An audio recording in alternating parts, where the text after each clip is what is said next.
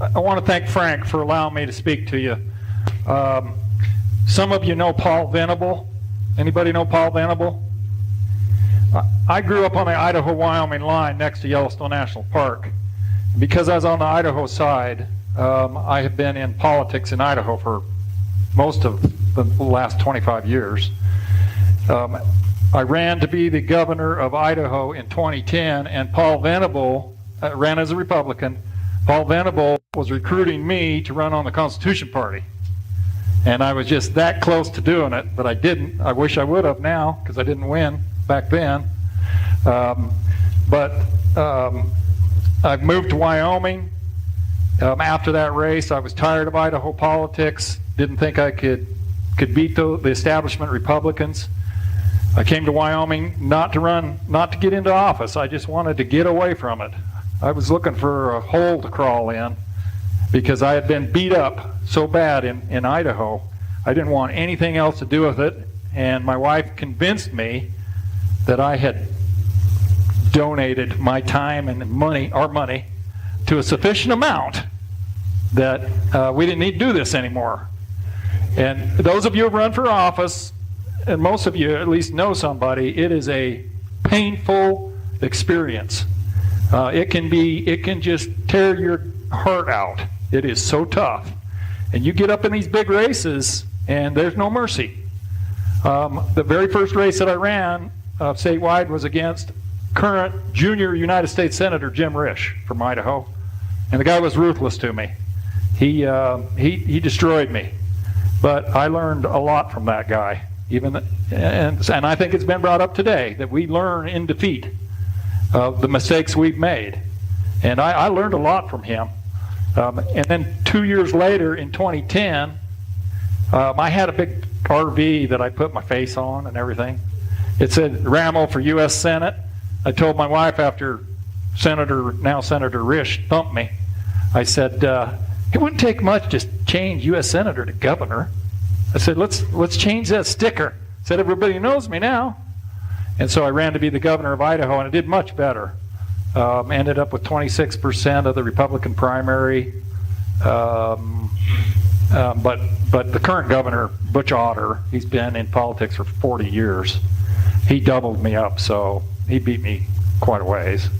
And I just didn't think it was worth sticking around and trying him again. But I learned a lot. I really did. And anyway, so in 2008, when I was running for the U.S. Senate, I thought, what am I going to do if I actually win? You know, what would I do if I were a United States Senator? What could I fix? I'm one of 100 guys and one of 535. What could I actually do back there? And I started coming to the conclusion, not much, because it's so divided. Even the Republicans can't agree. And I thought, maybe if I really want to change the United States, which has always been my goal, not just to change Idaho or Wyoming, but to actually make an impact on the United States and the Constitution, I would have to be in a different position than U.S. Congressman or U.S. Senator. And I thought, and as I was thinking and praying, as I contemplated the issue, I thought, where is the real power in the United States? It's in the states. The states, the 13 colonies, created the federal government. In theory, the states could abolish the federal government. It's not going to happen, but in theory, you get 2/3 of the states that didn't want the federal government anymore, they'd be gone. And who leads the states? The governors of the states. So I got to thinking, are the governors the most powerful people in the United States, or is it maybe the President of the United States, or maybe the senators? I believe, and I came to the conclusion, that the governors have the power. If they had the guts, they've got the power. They've got a state behind them, and they got the 10th Amendment behind them. And we do have the United States Constitution, which defines the powers that Congress has. So anyway, as I got to thinking about this, and speaking of issues, I thought, and every state's different, but there's a big one out west. And I always ask myself, when I was growing up, and as a veterinarian, I work with a lot of ranchers and those sort of people, I always ask myself, how did the federal government get control of all this land? I grew up by Yellowstone, so Yellowstone Park they controlled. They controlled the forest, they controlled the BLM. U.S. Fish and Wildlife controls the wildlife issues. I said, how'd they do this? I found no constitutional authority for the federal government to own a quarter of the United States. And I thought, I wonder if anybody really challenged these people from a governor's seat position, what would happen? And so I decided in the governor's race that I would introduce the idea, see how it went. So I went up to Ruby Ridge country, where a bunch of rednecks and skinheads, and I thought, if they don't like it, it's not going anywhere. They loved the idea. I said, what if the states force the federal government back into their constitutional role? What if that's the way the country could be saved? Oh, they loved it. And I got on a roll. I was going around to Idaho and preaching this thing, and the problem was that I didn't have enough money to get the message out, and I couldn't talk to enough people to beat Otter. I actually believe that if I'd have had more money and more time, I would have beat that guy, because the issue became popular. And since I dropped it in Idaho, it went to Utah. And the Utah boys, they've been running with it. They formed the American Lands Council. And the American Lands Council has been tying right into the federal government, only from a little different approach. They're using lawsuits, and if you followed Trump and Zinke just went out to Utah, and they actually gave back some of the land that Obama had taken off the multiple use. And so the Utah guys are making some effort. It's kind of died in Idaho, not much. There wasn't anybody really to carry it forward after I left. And then there was a candidate in Wyoming that picked it up, and he's actually running to be the governor also, along with me, and our political positions are almost identical. They are identical, really. And I'll tell you a little bit more about that in just a second. But so the issue came to Wyoming, and it was my issue that I started 10 years ago, and I thought, maybe Wyoming's the place that this will go. There's a bunch of cowboys in Wyoming. Mining is our 70% of the state's economy, the taxes that we get off mining and other resources, but mostly mining. I thought, these guys are getting a little fed up with things in Wyoming. Maybe this is the state. And I want you to think about this. Wyoming only has 600,000 people. If there was ever to be a guy like me, which I'm a cowboy for sure, if there was ever a guy like me that could get elected, it'd have to be in a state like Wyoming. And if a cowboy ever became a governor, a real cowboy, that wasn't scared of the federal government, what would happen if that governor stood up and said, we do not recognize your jurisdiction anymore? You show me in the Constitution where you own all this, you have authority to own all this land. That's what my whole campaign is about. Now I'm going to show you this video that's going to go all over Wyoming, and you'll like this. The Republican Party still thinks I'm running as a Republican. And that thing is going to be shown to 800 Republicans tomorrow in the state convention. That's why I got to leave. So they're going to see it. And my strategy is I cannot become the governor without the conservative Republicans moving over to vote for me. And so I've got to stay in favor with them. But there's a huge fight in Wyoming between the establishment and the conservatives. And the leading Republican candidate sent $1 million to the Democrats over the last 10 years. He sent money to John Kerry over George Bush, and he's running as a Republican, and he's leading it. I'm licking my chops, hoping he wins. So let's see what you think here. It was a little choppy, but maybe you'll get the idea. Hi, I'm Rex Rammell, veterinarian from Rock Springs. Can you see it, the lights, maybe? Running to be Wyoming's next governor. Pistol and I are in the beautiful Wind River mountain range near Lander today. Wyoming is an amazing state, from the majesty of the mountains to the mineral-rich deserts and high plains. It's beautiful, it's rough, it's wild, just like we like it. But Wyoming's always had one major problem. 50% of the land in this state is controlled by federal bureaucrats 3,000 miles from here in Washington, D.C. And rarely do their land use policies line up with ours. And worse yet, they keep $1 billion or so from the state, money that we desperately need in these tough times. I think it's time that Wyoming becomes sovereign over its land and control our own future. And I promise you, if I'm the next governor of Wyoming, we will make it happen. I will rally the other western states' governors and their people, and together with Wyoming, we will demand that this land be returned to us. It won't be done through Congress, and it won't be done through federal lawsuits. We're going to have to take it back, and we have the authority to do that. The Constitution does not give the federal government authority to own 1/4 of the United States. In addition to that, I think it's time for a constitutional amendment that all Wyoming residents have access to public lands for recreational purposes.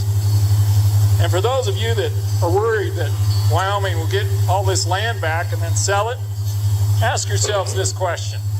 Who sells the golden goose? The production taxes that come off the land in Wyoming? They're the gift that keeps on giving. You don't have anything to worry about. We're not going to sell the ground. It is pure propaganda by environmentalists to keep what is rightfully ours from us.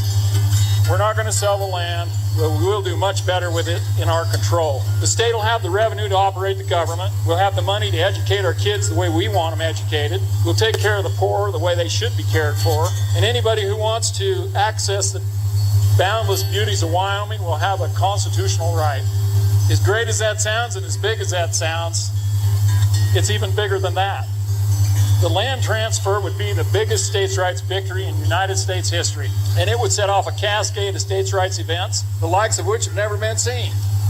Abortion, gay marriage, gun control, and many, many other issues would be decided by the people who lived in those states, the way it always should have been decided. The Constitution limited the federal government to mainly things outside the United States, the military, immigration, trade, those sort of things. All the other decisions were meant to stay in the states. And that's what we need to get back to. We're going to have to take it back, and the governors have the authority to do that. All they got to do is make the stand. Wyoming's been first in many things. It will be the tip of the spear that will lead the way back to a constitutional form of government that will restore America to its correct path. It can be done. It will be done. And with God's help, I know this to be true. He helped us win the Revolutionary War, and he inspired the Founding Fathers to create arguably the greatest governmental document in world history, the United States Constitution. Just think about it. Federal government back to its limited role, the states in control of their own destinies, the mountains and the forests that we have in Wyoming, we could finally manage them and prevent catastrophic wildfires. Our watersheds, the water would be clean and pure. Our wildlife would be abundant. Most of all, the citizens of Wyoming would be prosperous. My name is Rex Rammell, but they call me T-Rex. I'm tough, and I'm determined, and I'm ready to become Wyoming's next governor.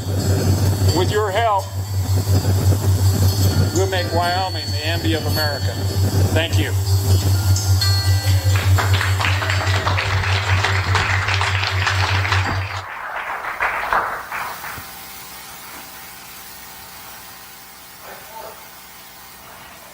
Do not think about it. He's not for sale.